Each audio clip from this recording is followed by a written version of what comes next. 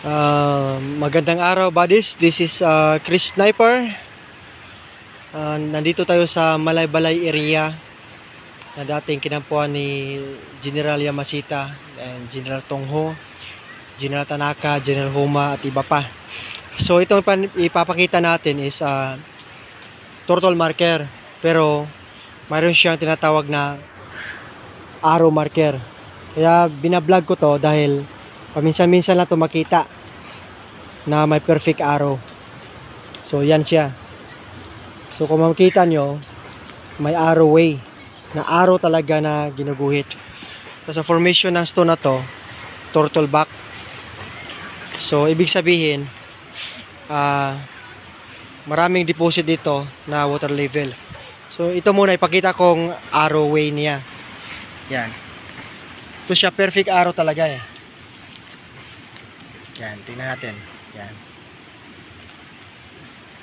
So ginawang arrow. Lumot-lumot to pero maklaro siya arrow na to. Yan. Tingnan yung compass.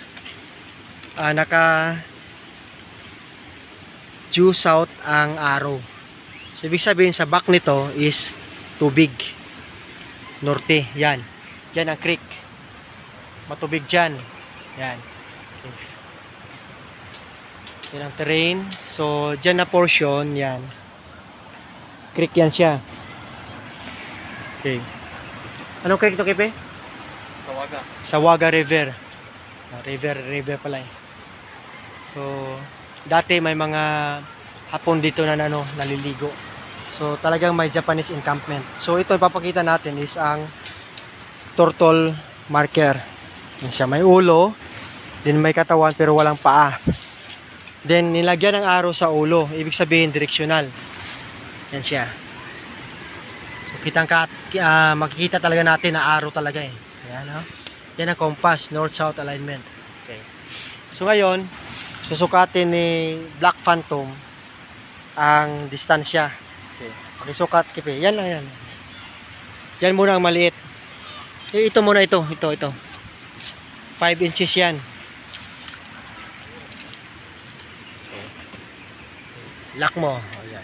5 inches. Diyan. So ibig sabihin ito, kukuha tayo ng conversion. So inches to yard. So 5 yards dapat. So ngayon Black Phantom, yan, may bahay to dito sa may-ari. Yan. So susukatin natin ng 15 feet. So 5 yards is equals to 15 feet. Okay. Doon. Yeah. So south direction 15 feet yan. Yan ang target natin. Ipa-trench natin yan mamaya. Pinaklearing ko lang lupa. So, maraming ugat ng kahoy. So yan ang distansya ng steady, lock. Ilak mo, okay. So ito yung 15 feet. Yan. So dito, ito yung dig site. Okay. Good na. Okay. So Black Phantom, ano masabi mo? Tama lang. Yes, sa pole. Sa pole. Okay. So ngayon naman, okay. Itong direksyon ng arrow na to, triple D po to. Okay. Ayan siya. So pag kukumpasan natin itong isa, ito. Naka 315 yan. 315 degrees itong angle niya. Tapos 45 degrees itong isang angle niya. Yan. So baka simot yung 45. Actually 2 to 5 yan. Pupunta doon sa bahay ang deposito. Ito naman sa kabila niya na angle, naka 135 degrees. Yan. Diba? Perfect pagkagawa ng arrow. Ito yung sinasabi natin na legitimate marker. So ngayon, pina-clearing yung lupa pero maraming ugat. Pinatest dig ko doon sa kabila sa 135 degrees. Yan. So andun ang mga tropa natin na testing yan. Yan. Yung marang na yan, luma na yan. So ang direction yan is ito. Tingnan maigi. Yan. East-west alignment to the site. So now west position 3 feet from marang, all 3. Yan na. So may coordinate yan dun sa kabila. May puno dun. May bato, tapos may bato dun, may isa. May bato din dito. Tapos creek. So ito lang pinapakita ko dahil itong bantayan nyo.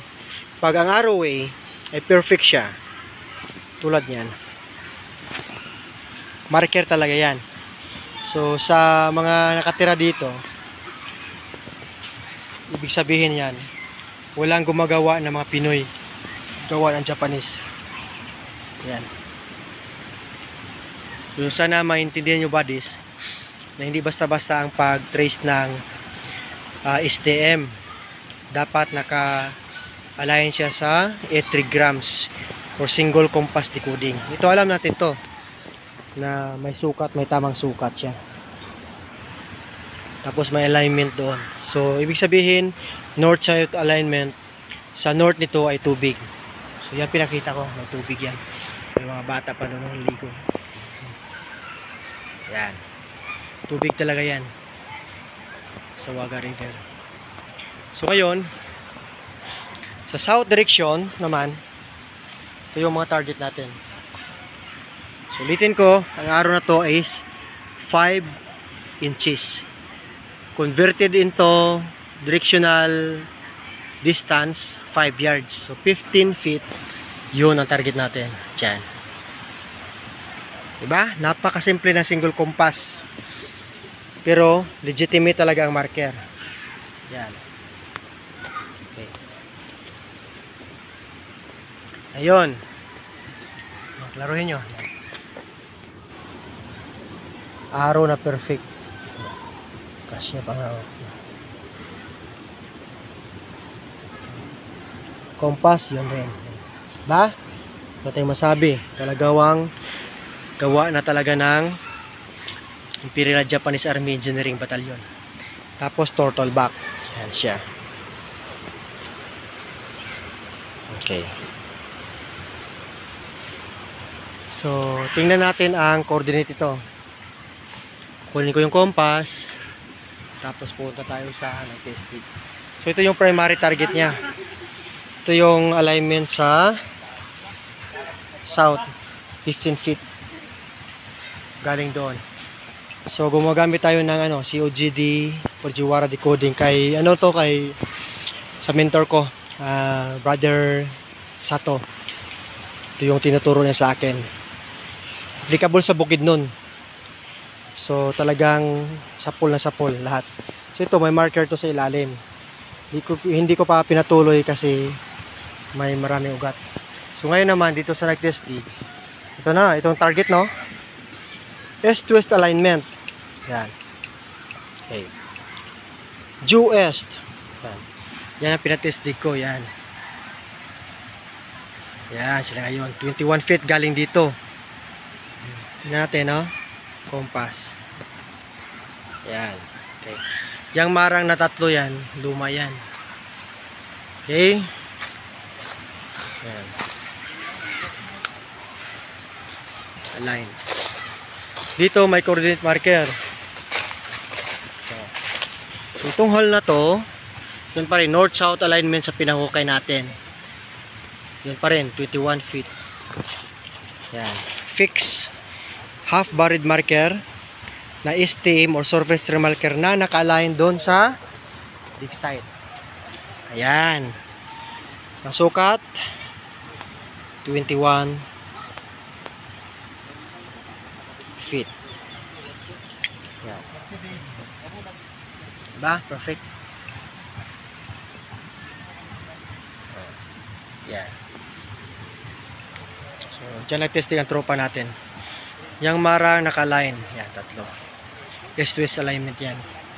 Okay? Yun pa rin sa Waga River. Okay. So, ngayon makita natin na talagang prepared site. So, kailangan lang na dapat tama ang pagkakay. Tamang remapping para hindi tayo mawawala sa mga dig site. So once again buddies, this is Chris Sniper saying it's sleep and explore. Thanks for watching and Bansai.